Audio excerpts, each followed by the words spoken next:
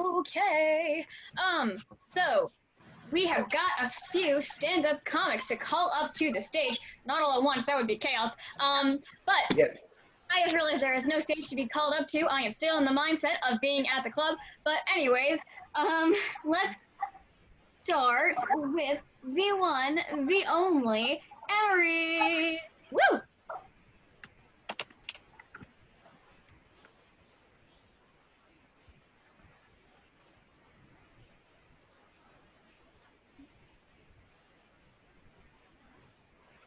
So, um, I have this bus driver, and when she was out, we always have substitute bus drivers, and they have like these people next to them who read the stops off the list so they don't have to look at it while they're driving.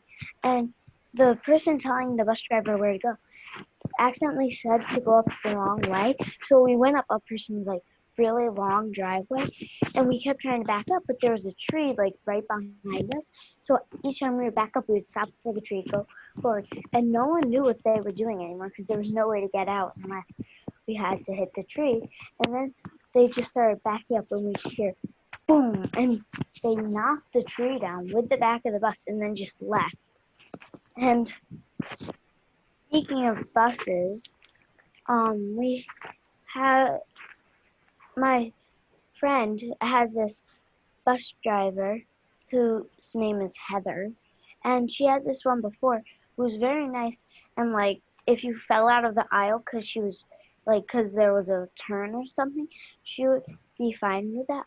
But Heather goes like 80 miles per hour, and when she takes like the like really sharp turns, and the second like even your toe sticks out, she yells so loud, "Get your body in the seat!"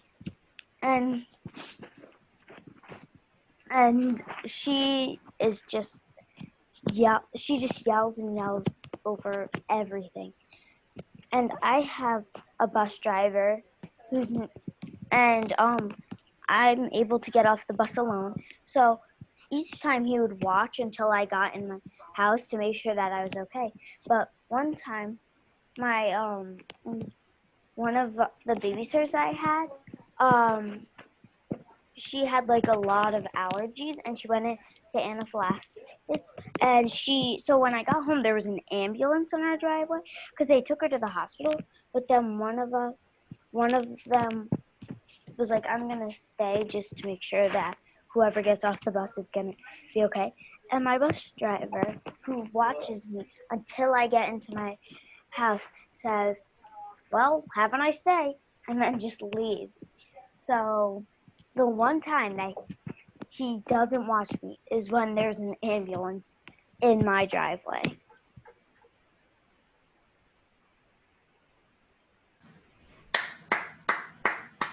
Yeah, keep the show going. Let's bring up Matthew.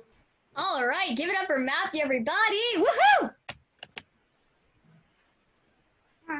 So everybody knows that if you go to the airport and you go, at least half of the people that are working there are going to be like really stern. This is a story.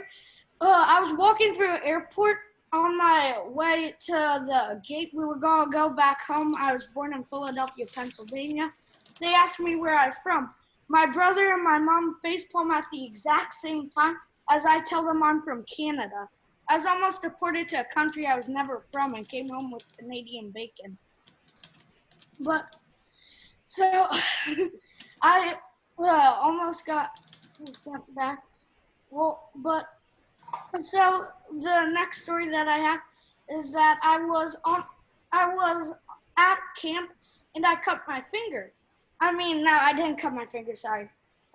If you cut your finger at computer camp, you'll probably think that it's not that big of a deal, but it's a little bit amplified when you go to computer camp and cut your finger.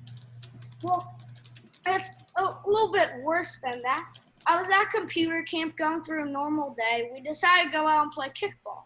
They kicked the ball really fast, and I put my hand down and try to catch it out of his picture, and I end up going to the nurse's office because my finger was hurting.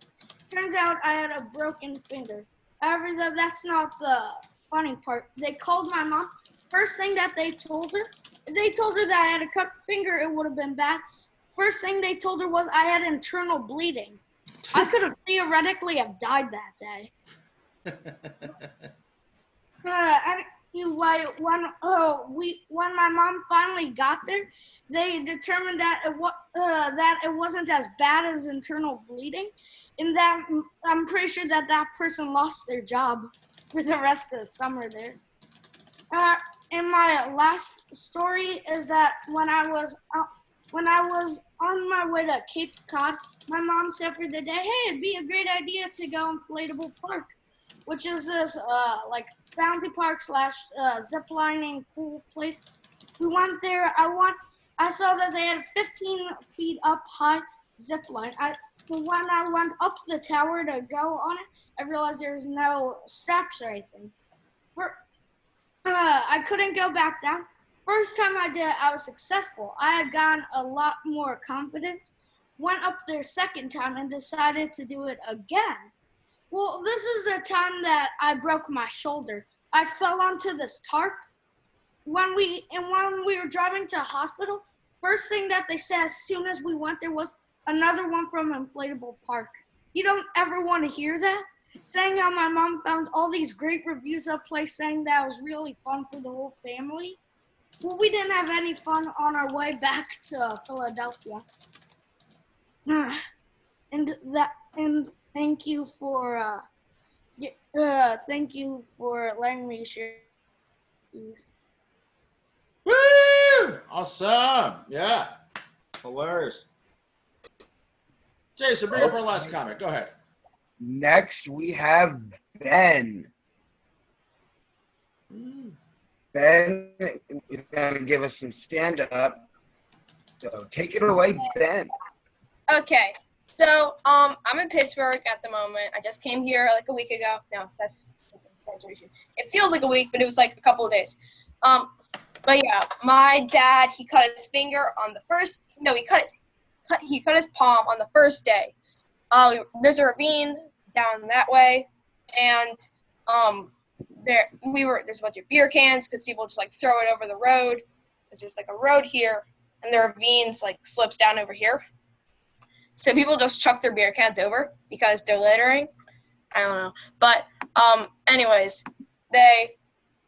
my dad slipped and he fell on a log, and he cut his hand on like either a beer can or some glass or a rock, and he had to get 8 stitches in his hand. But then it actually impacted him in many more ways than you'd think. So we were playing cards, and I'm like, okay, Dad, it's your turn to deal. He's like, I don't think that's really going to happen. Can you shuffle the deck for me? And you'd think that I would talk about like how, oh my God, he couldn't walk because his hand hurt so much. But no, he just couldn't play cards. I also asked him if he wanted to play video games, and he's like, I can't button mash, so I don't think that's going to happen either. And also, he seemed like he was 5 again because he needed this mom to cut up chicken for him. That's like an all-time low, because when you're 40 and you need your mom to cut up chicken for you, that just brings back bad memories. Yeah, I also go to the sleepaway camp called Frost Valley, and it's pretty fun. It's 2 weeks sleepaway. You don't see your parents for 2 weeks. Basically, my version of heaven. So there's this lake, it's called Waterfront, and we go there for like an hour every day. And there's a bunch of rowboats, and my friends were taking one. I had a stand-up paddleboard. I was paddleboarding next to them. They were like, okay, let's tip over the boat, because we are very smart children. It's for the smartest of children. And they're like, okay, and they start rocking the boat. And you'd think that they would just like, oh, it's not actually gonna fall over. They're just gonna get close, and then they're all gonna be fine. But no, they somehow tipped over a rowboat. I honestly don't know how. I was just looking the other way. 5 seconds later, like, oh, guys, look, we tipped over the rowboat. Honestly, they're lucky it didn't sink. But, like, they came in dry and on the rowboat. They came out. Well, no, they went out dry and on a rowboat. They came in completely soaked from head to toe with fingers pruning, and they were carrying a rowboat behind them. Also, there was another rowboat, and nobody really used it because there's a bunch of geese that migrate right next to our camp, well, also right over it. And that's also why we have a tiny island, like 20 square feet, but it's called Goose Poop Island, hence the name. A bunch of geese poop on it. Dang, that's tough to say. But a bunch of geese poop on it when they're migrating, and they also pooped on a rowboat. So nobody really touched the rowboat for a week, and then it got really hot. Like, they tried to move it, but like even with like 5 layers of cloth on, still couldn't touch it. So then it started raining one day, and we were in the middle of waterfront, started sun showering down, and you could just see the water just like sizzle, sizzle, just like pop. It reminded me of Rice Krispies a little bit, like snap, crackle, pop. But yeah. So then I wanted to go to the kitchen, get an egg, run back in time, fry it, and then sell it for $5. Because kids do that. Like, because kids bring Hershey bars that they buy for $1. One kid I know, he brought 20 Hershey bars. He came out with $100 because kids were buying Hershey bars for $5 a piece. I don't even know how he did it. I feel like I should start taking my Halloween candy and saving it. Although it's probably too hard. It still just tempt me too much. Thank you. That's my time. Taxi! Yeah. All right, ladies and gentlemen, give it up for all your performers today. Come on out and take a bow. Yeah. Woo! Everybody, everybody, everybody, everybody dance to the music. I need everybody out here for a bow. Everybody, come on out here, Riley, and food. Come on out here, everybody. Everybody, walk this way. Down this way. Walk this way.